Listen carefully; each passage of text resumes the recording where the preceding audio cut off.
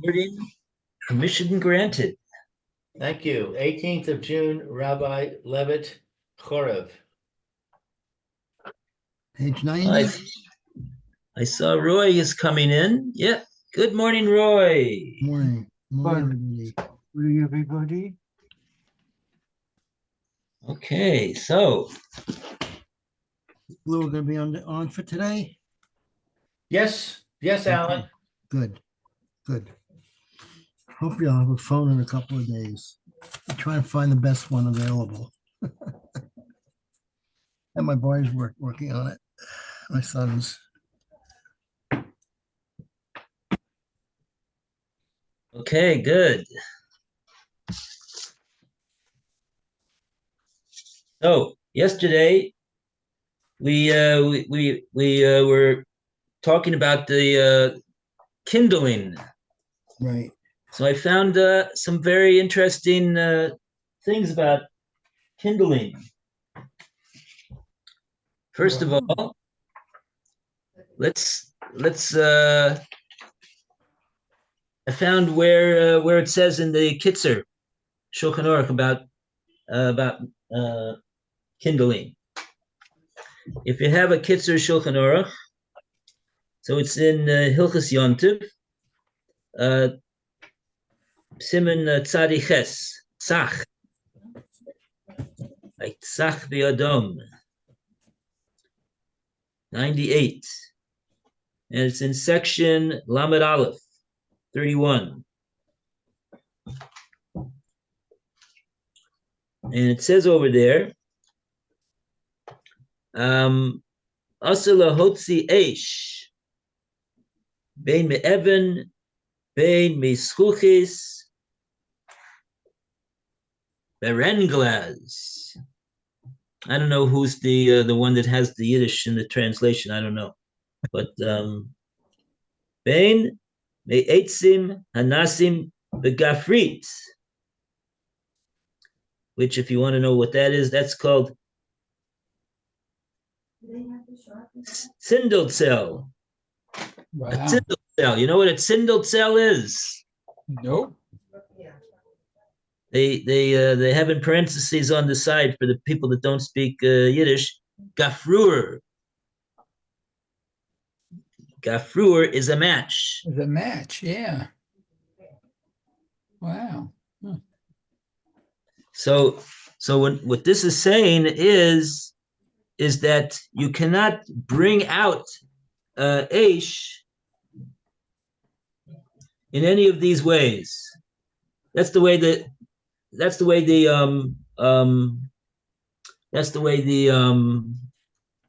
Kitzer explains it. But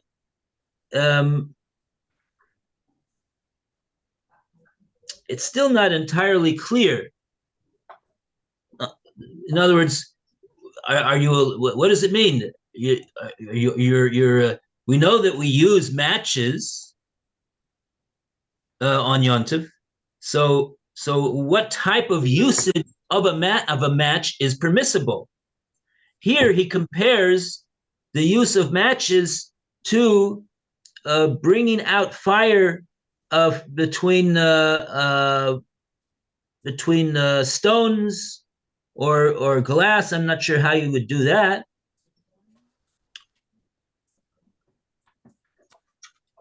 Or through charcoal. Eitzim hanasim begafrit. So I looked, but it would seem that from the comparison that he's making from a match to these other things, it would seem that what he's saying is that you're not allowed to create fire as a result of striking a match on the matchbox. Yes, that would be what he would be regarded as lahotzi eish, to bring out eish, and that would be comparable to bringing out eish from between two stones or one of these other means, which I don't know exactly how you can do that, but anyway, That's what you can do. So now, I also took a look in Rev Barclay's wonderful compendium. He has a whole separate guideline sefer booklet on the subject of Yontif, which is, as all of his works, are highly recommended. And so I looked over there, and really, from what I understood, from what we, if we want to go back to Rav Hirsch, and more particularly the translator's translation of the Rav Hirsch's words, which were in German, we had somewhere over here that he used the word kindling.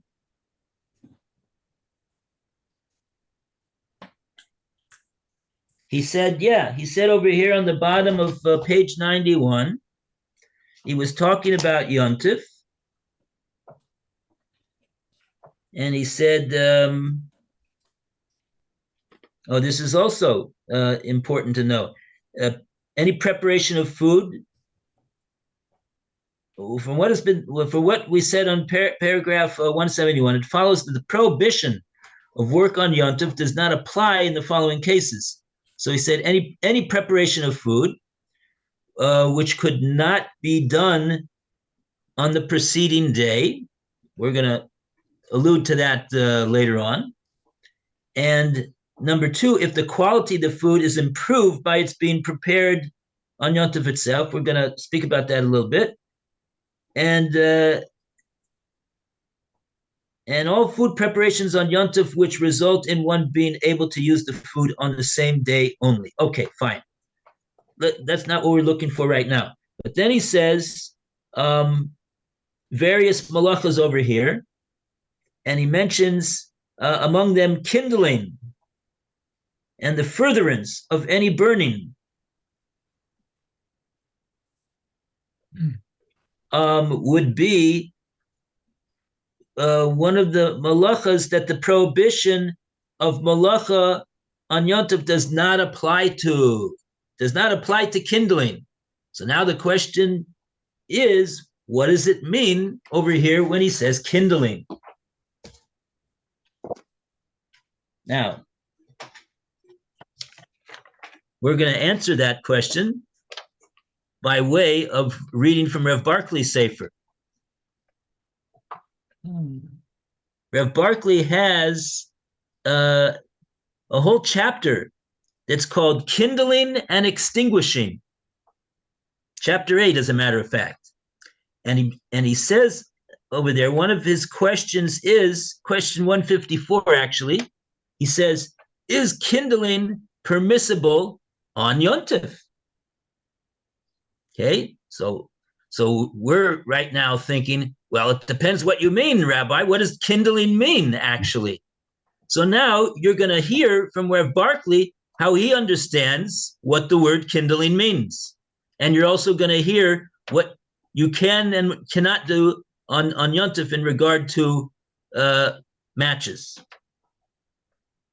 So his words are like this. He always uses one may this and one may do that and one may not do that. I don't like that. So I say you. But otherwise, it's Rev Barclay's words. He answers, you may kindle a flame from an existing one,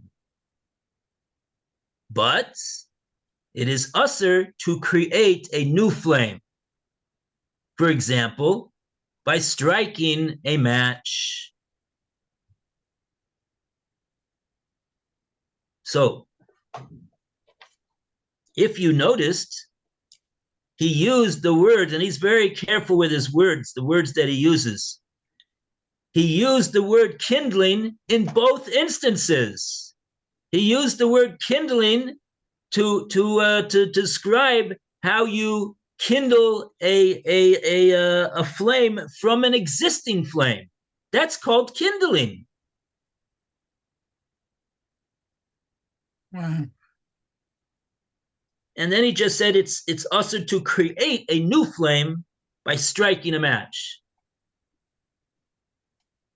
So this, I believe, is what Rav Hirsch means, according to Diane Grunfeld, the translator, when he says that kindling is one of the prohibitions that does not apply on Yontif.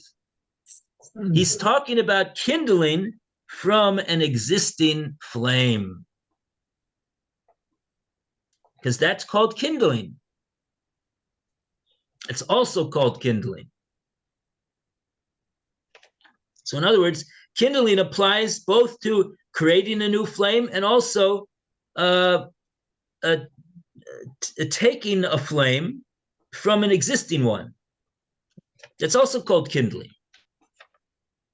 But we should not make the mistake to think that striking a match is permissible on Yontif. That's not permissible, because you're not allowed to create a new flame. It always has to be from an existing flame.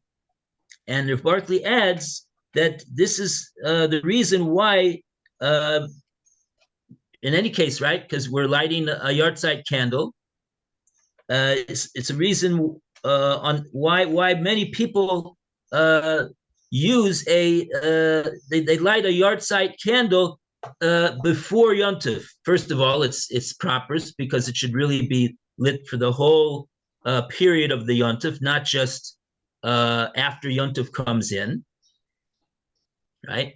And that would be done on the yahrzeit as well. But the other thing is that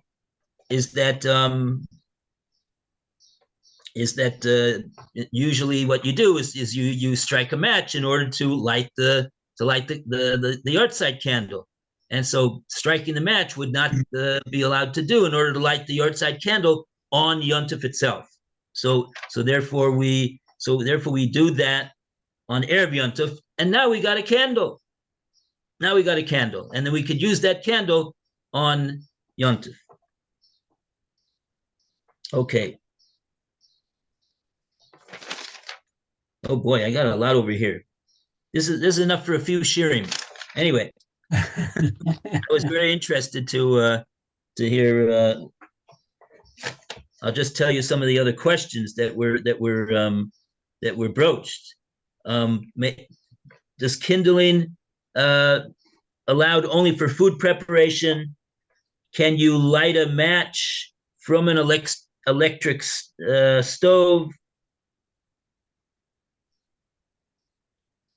That's interesting. Yeah, that's interesting, right? First, I didn't realize what the question was. A stove. Why can't you light a match from a stove? I mean, wouldn't you want to do it the other way around? But I thought, oh yeah, right. He means an electric stove, because the question is a very interesting question. Is an electric stove, is that regarded as an existing flame? That's a question. And in fact, it's actually, he brings in the backs, because he always brings sources for everything that he says. It's actually a machlokes haposkim, but he's machria that based upon what Rabbi Yashiv and others say, that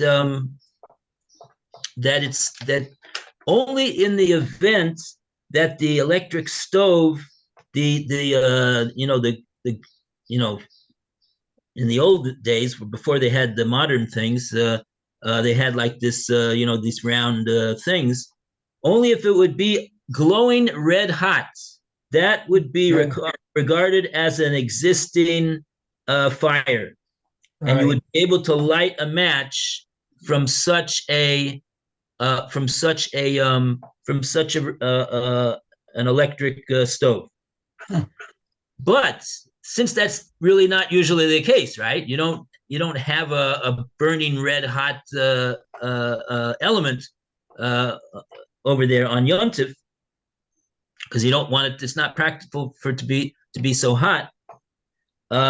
So it's not regarded as an existing fire. And therefore, even though you would be able to light a match, would, I mean, a match would become lit because it's hot enough, but it's not regarded as a fire. So if Moshe says that it's usher, the Rav Yashiv says it's usher, Rav Shlomo Zalman matched it and brought a raya that it is so. And then he says even that one of the later poskim, Rav Nissen Karelitz Zatzal, he dismissed the raya. so it's a whole discussion amongst the poskim about this matter. Okay. And then there's a whole discussion about lighting a flame of a gas stove on Yontif. Because you got two different types of stoves. And okay. Anyway, so that's a little bit. If anybody wants to know, I'll tell them afterwards. So, but now at least we can go further with the shear, and we know, and we found out what the word kindling means, right? Yeah, absolutely. Okay, so where are we actually then? You've gotten up to 173, I think. Ah, we did. Okay. Yep. Okay, very good. So 173, Mayor, would you like to start for us? Okay. Did we do 172? Hold on. Did we? 170. Yeah, we did 172. Okay. All right. In fact, we reviewed part of it just before, I think. Okay. Yeah, this is on page 92, Alan. Right. Got it. Okay. It says to safeguard the prohibition against servile work, Melechet Avodah, in view of the permission to work for the sake of food preparation, various rabbinical decrees, a shvut, become necessary. The following have been prohibited by rabbinical decree. On account of their similarity to servile work, piercing meat in order to suspend it, removing hair with lime or potassium, I guess, or with usual shearing instruments, splitting wood with an axe or similar instruments, cutting off herbs with a garden knife, sharpening any knife, producing fire by means of beating, rubbing, and the sun's rays. That's interesting. Okay. 2, the following have been prohibited as they might easily lead to servile work: feeding animals not yet caught, testing the slaughtering knife before the slaughtering. And 3, for similar reasons, other activities are permitted only if done in an unusual manner. For example, blowing the fire up into a flame, but not with the usual type of bellows. Stacking wood, but only if done in a manner differing from the usual way. Conveying loads, but not with the usual means of carriage.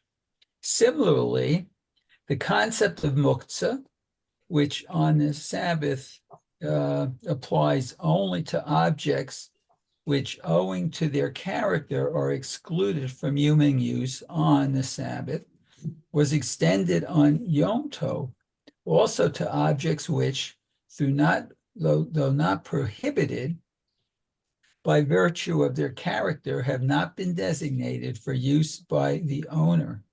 Thus, everything which is to be used on Yom Tov must be designated for use before the Yom Tov. In case of animals, where a selection takes place, each one must specially designated for use, be specially designated for use, and not simply the whole group together. but where the whole group has already been designated for consumption, nothing more is required. So, for example, unfledged dogs of fine breed need to be expressly designated. Fledged ones cannot be eaten on Yom Tov on account of the prohibition against catching them, but not domestic chickens and geese.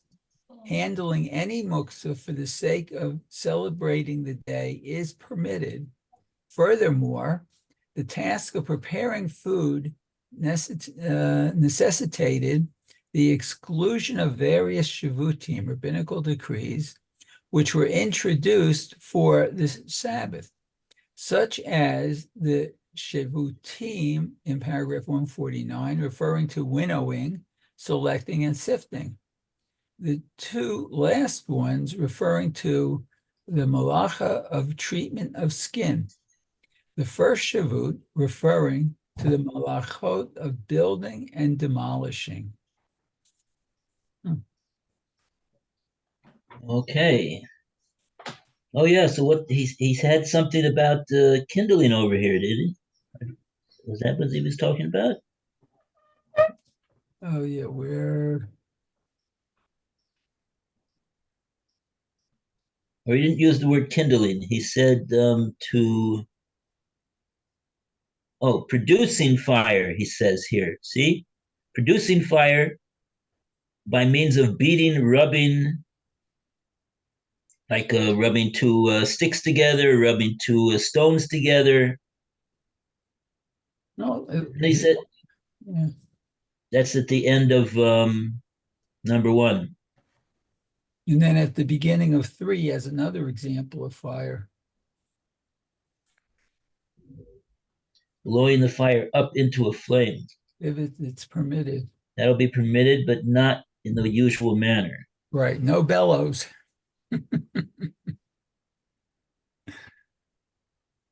Okay. Yeah, this is interesting. He says conveying loads. He means to, I guess he means to carry a load of things, not with the usual means of a carriage.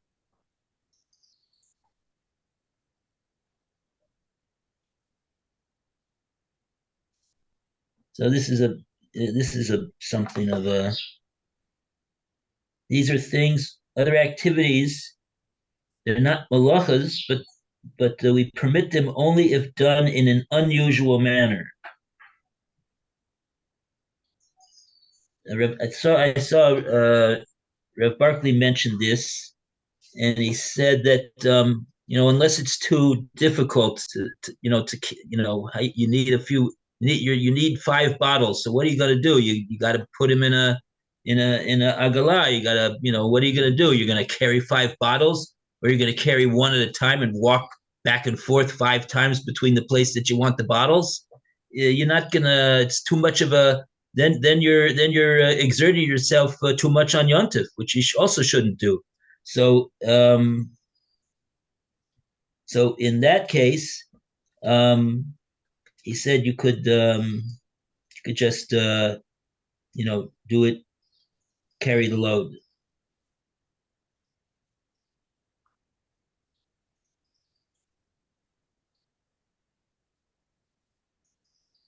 Maybe you could even use one of these carts, because otherwise it's very heavy.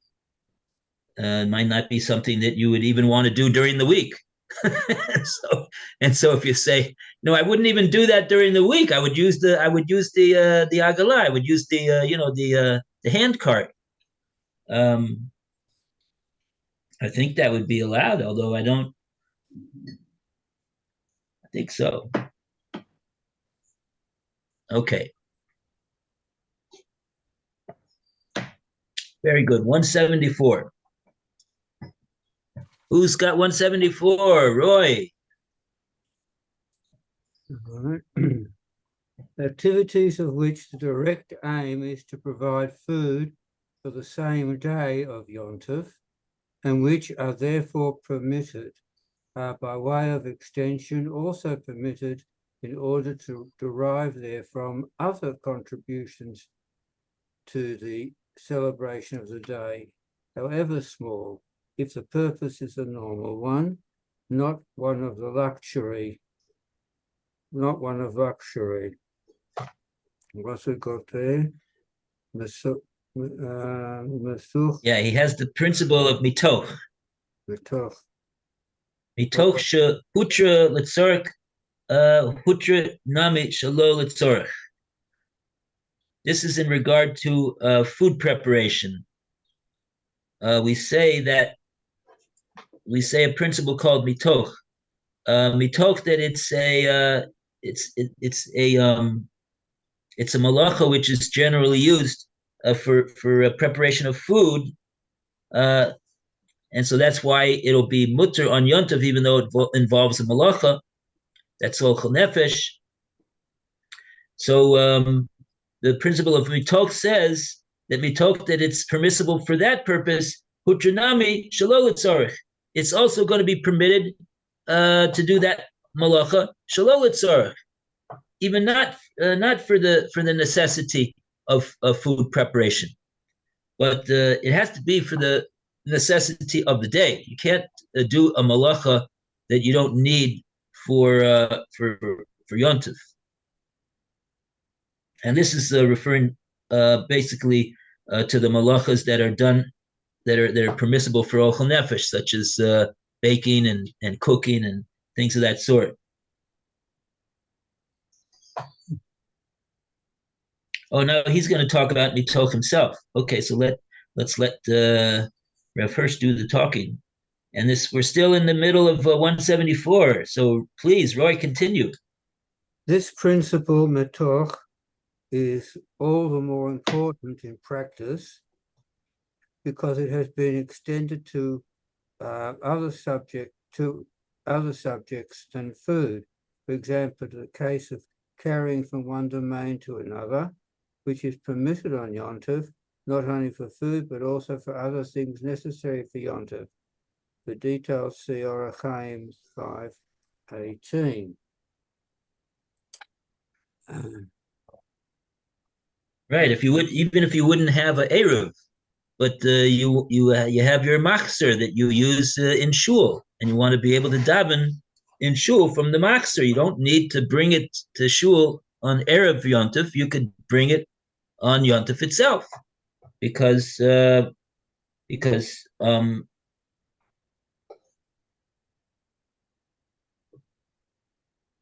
yeah, because of this principle of mitoch. Right? Similarly, in the case of keeping up a fire for the purpose of warming oneself, for boiling water or washing hands, etc., but not for bathing and washing the whole body. It is not permitted to strew spices upon coals in order to create perfumes for fumigation. Munma, is that right? Mugmar. Mugma, as these are luxurious indulgences. Also, Orach Chaim 5:11. Yeah, that's one of the principles of the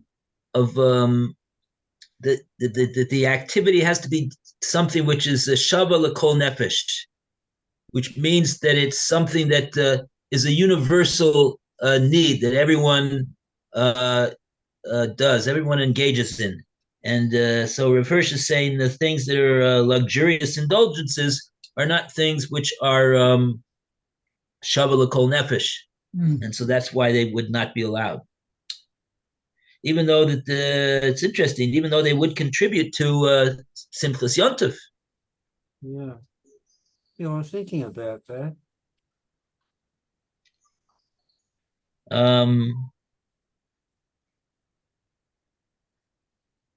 Yeah, it gets it's interesting. Okay. But luxury is beyond the norm. Right. It's not a universal need. Yeah. Not everybody needs to take a a shower washing the entire body every day, and so therefore that's explained the reason why we don't allow to shower the whole body on Yom Tov, because it would involve heating up the water.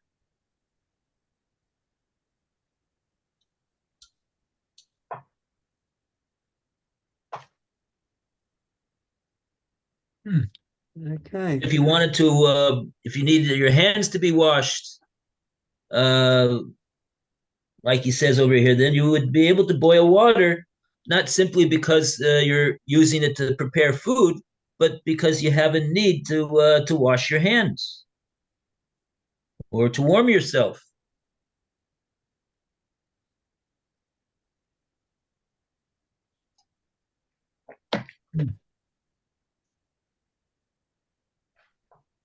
Okay, very good. 175. We go to Alan to continue the reading. In deciding whether an activity is, by means of its results, a direct contribution to the celebration of the day, one first needs to consider only the product itself with all the essential relationships, but not the arbitrary intentions of the owner. Therefore, for example, the preparation on Yom Tov immediately before its termination of foodstuffs belonging to a non-Jew or to oneself is an infringement of the laws of Yom Tov. But to prepare one's own foodstuff for the non-Jew or for the next day is primarily not an infringement of the law of Yom Tov, as long as partaking of the prepared food on that day is still possible. The decision that the food should be used for a non-Jew or for the next day does not lie in the object itself, but in the will of the owner. But see how rabbinical decree draws the purpose into the sphere of the prohibited, and everything which is not in part, at least, an intended contribution of partaking on the same day is forbidden. Therefore, any activity which is malach avodah, servile work, and is done exclusively for the next day or for non-Jew is not allowed on Yom Tov. Sounds pretty complicated. Yeah. Yeah, let's try to understand what he said over here. It says, part of the preparation of Yom Tov immediately before its termination of foodstuff belonging to a non-Jew and to himself, infringement of the laws of Yom Tov. In other words, don't make it the end of the day for that, but Okay.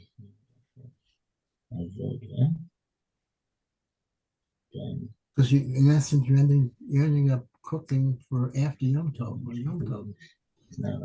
That what sounds like it means. Preparation on Yom Tov immediately before its termination.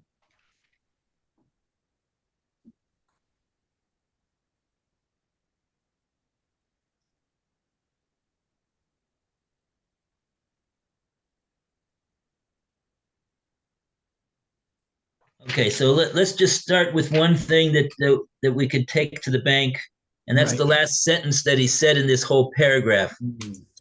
The last sentence that he said in the whole paragraph is you can't do a malacha which is only needed for the next day. That's one principle. The malacha that's done has to be needed for the day of Yom Tov itself. Right. Mm-hmm. And even if tomorrow is a Yom Tov, also, if you're living in Chutz La'aretz or Chas v'Shalom, but if it's a 2 day of Rosh Hashanah, you can't do malacha now on Yom Tov Rishon for Yom Tov Sheni of Rosh Hashanah. And then he says, so that's very clear. That's a very clear cut halacha that he's saying over there.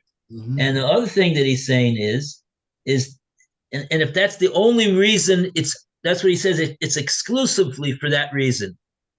right? If you don't have to eat up all the food that you prepared today for Yom Tov, for the first day of Rosh Hashanah. Otherwise, you oy vavoy, that it comes out that the food was prepared for the second day because you didn't eat it all. You're allowed to, right? You did it for today, and I think that's what he's going to be speaking about in the rest of the paragraph. It's your discretion to apportion what you didn't eat. So what'll I do with it? I can use it for tomorrow. But if it's exclusively for tomorrow, then that's not allowed a malacha like that. And also, if the only reason that you're doing this malacha is for the sake of a non-Jew, then that also would not be allowed on Yom Tov. That's not called it's what the source of that malacha, what the source of that din is. Is it because it's not regarded as a need of Yom Tov?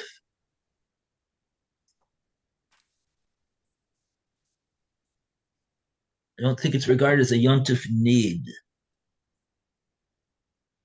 But what? I think, in other words, it has to be a Yom Tov need of a Jew. That's regarded as a Yom Tov need. You'll be able to do it on Yom Tov before Yom Tov is out, too. You'll be able to use that activity. Right. That's that would be the common denominator. It's not a need for today for today's day, which is Yom Tov. But in the before this last sentence, he said he was explaining that there would be certain circumstances that the food would be able to be used for a non-Jew. He said, therefore, the preparation on Yom Tov, so you're doing malacha on Yom Tov, right before Yom Tov goes out, or food that belongs to a non-Jew,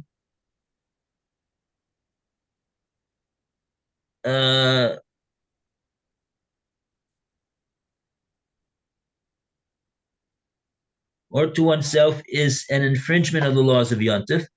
But to prepare your own food for a non-Jew to eat it,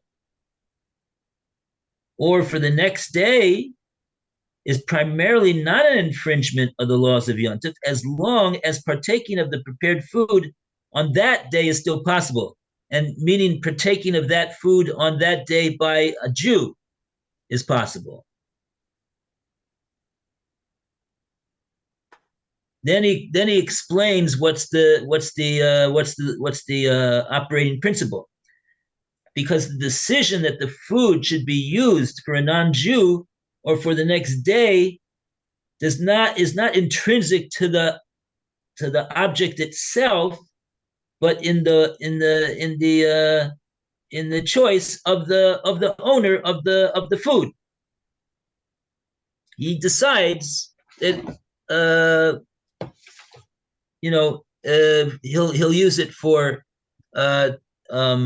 tomorrow, after you already prepared it for today, and he was able to use it for today. Or the same thing goes for the non-Jew.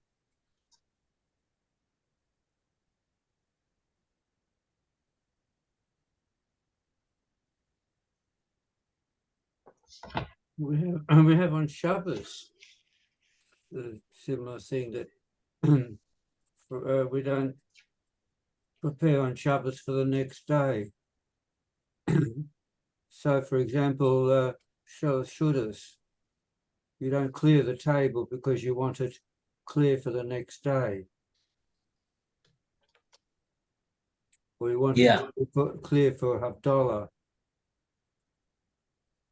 which is set out after Shabbos. We Yeah. don't set out Havdalah during Shabbos for after Shabbos.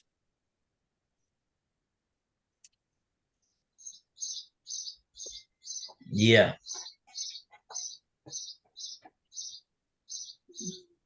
Right. And also, I think also Friday night for getting ready Friday night for Shabbos Kiddush. It's also, isn't it? I think that's right. Well, because usually that'll involve the reason for that is because that will generally involve a prohibition of borer, because they usually need to do borer in order to pick out the right forks and knives and everything like that. Mm-hmm. Here, even if it's not even if it's not a malacha per se, but it's just an act of preparation. There's no malacha involved in taking the food from shalashudas off the table. Mm-hmm. I mean, you just take it off the table and you put it somewhere else, so it's not on the table. So, but just an act of preparation for after Shabbos is we don't do. Okay. We're well over. I think 11:35. Oh, okay. Very good. Okay, all the best to Mayor. A great day to Mayor, and Okay, everyone should have a everything great day. good. Amen. Excellent. Be back. Okay. Right. Thank you. See you, Mayor. Okay, be well. Mhm.